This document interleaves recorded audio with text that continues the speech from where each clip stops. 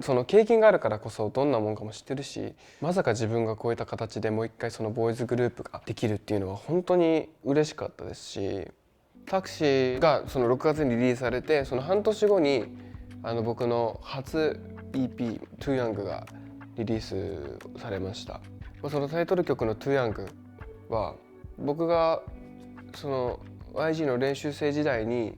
書いた曲で、本当に15、16に書いた曲だったので、なんかそのね、幼い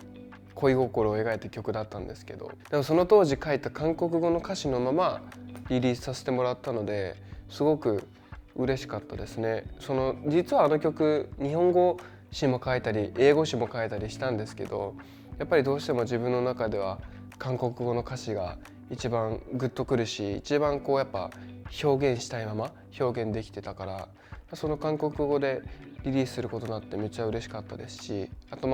他にも新曲がデビューしてからまだ出してなかった色だったりだとか、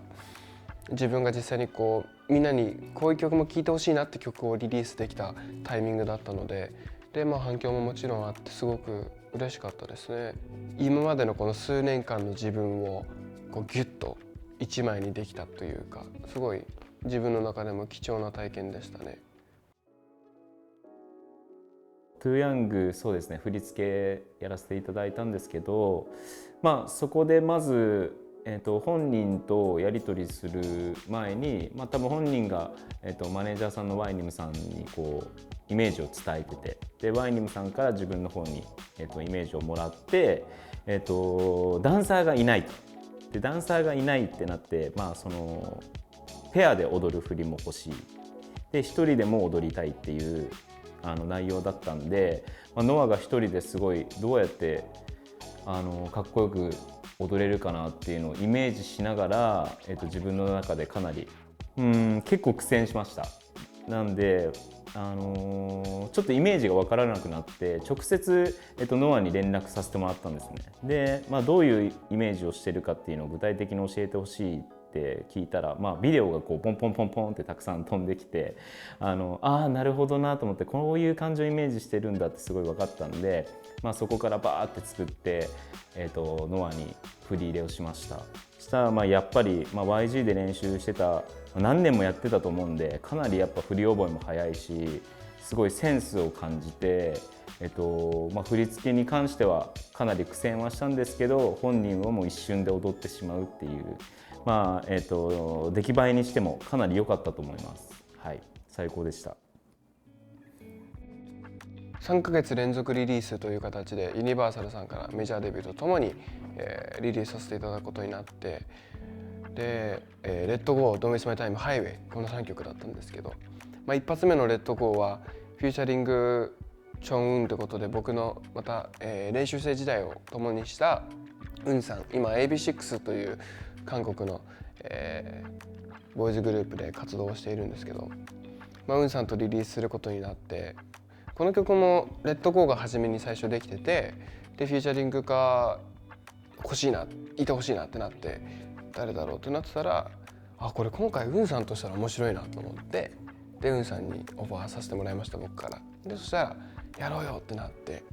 曲一緒に作りたいねとか、なんかやりたいね一緒にっていうのはずっと話してたので、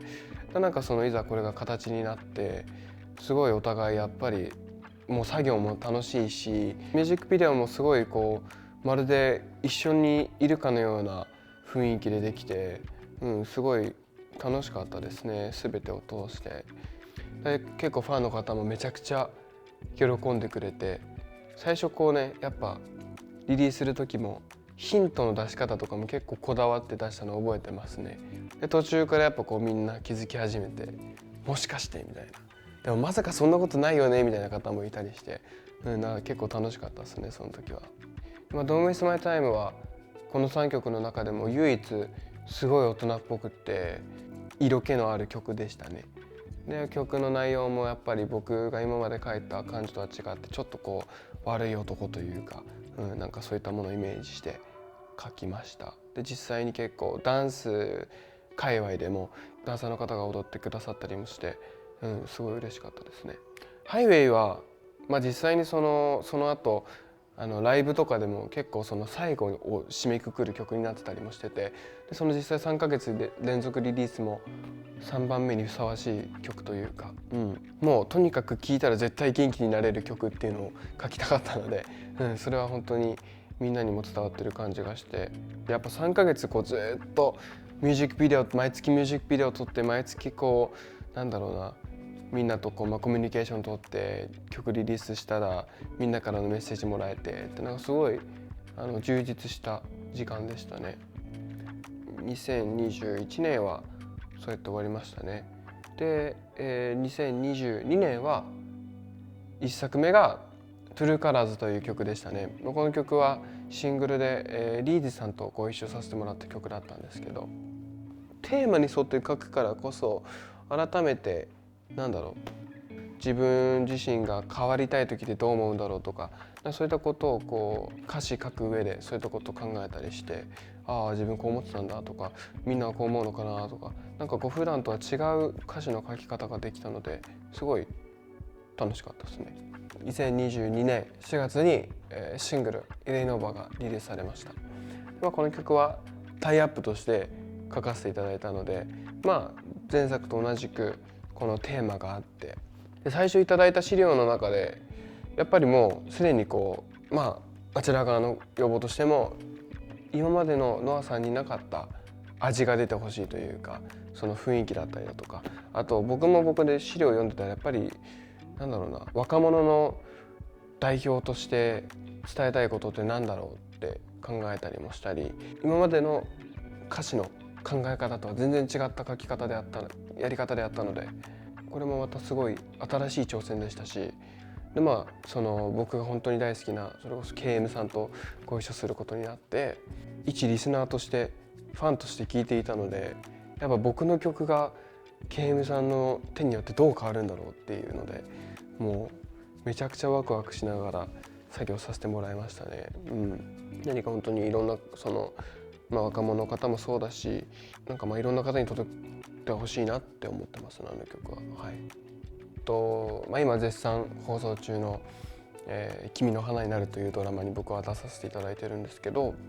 戻るとそのもうハイスクールミュージカルを見た瞬間から歌とダンスがメインではあったんですけど、でもやっぱあの中にもちろんそのミュージカルとしてお芝居というものもあって、小さい頃からそのお芝居にもすごく興味があって、全くその歌とダンスとは全くまた違った世界ですごく興味深かったので、日本に戻ってきてアミューズ入ってからはそのお芝居のレッスンを受けてたりもして、でもやっぱり今後自分の中でやっぱ絶対挑戦したいことの一つだったし、チャンスに巡り合えれば絶対に掴みたいなって思ってたので、その「君の花になるの」オーディションのお話があった時にもう絶対にやりますっていうお話をさせてもらって、で、オーディションを受けて、で、無事合格をし、あれがだからオーディションがあったのが2021年の10月とかだったので、決まって、でいざ2022年の夏頃から撮影が始まって、でもその前からもいろいろとそのブルームとしての活動だったりだとか、本当にそのドラマの準備過程でいろんなことがあったりとかしたので、結構もうこの1年まるまるずっとなんか「君の花になる」のこうプロジェクトをしていた感じでしたね。僕韓国にいた時は、ボーイズグループを目指して練習生というかその大変な授業をずっとやってたので、正直そのこっち戻ってきてソロとしてデビューしてから、どこかでやっぱりこうね、グループボーイズグループ活動してるのとか見ると、なんかこう羨ましいなとか、その経験があるからこそどんなもんかも知ってるし楽しかったなとか思ってたので、まさか自分がこういった形でもう一回そのボーイズグループができるっていうのは本当に嬉しかったですし、また今回その巡り会えたメンバーたちが本当に最高な仲間なので、こうやって巡り会えたことに感謝ですね。でまた今このブルームを通してブルーミーがたくさん増えてくださってて、やっぱりそもそも僕のことを応援してくださってた方たちも僕がそのブルームとして活動する姿にめちゃくちゃ嬉しいとかたくさんあったかいメッセージもらえますし、あとそのブルームを通して初めて僕を知ってくださった方が僕の曲を聴いてもう僕のファンになりましたみたいなメッセージも本当たくさんもらってて、そういうのは本当に嬉しいですよね。めちゃくちゃなんか本当不思議な気持ちです。未だにずっとなんかブルームとしてのこう人気だったりだとか皆さんからの応援っていうものをたくさん感じてるんですけど、でもなんか気持ちとしてはまだまだ本当に正直こう不思議な気持ちというか、このブルームっていうプロジェクトが始まった時とあまり変わらない感じなんですよね。僕はなんか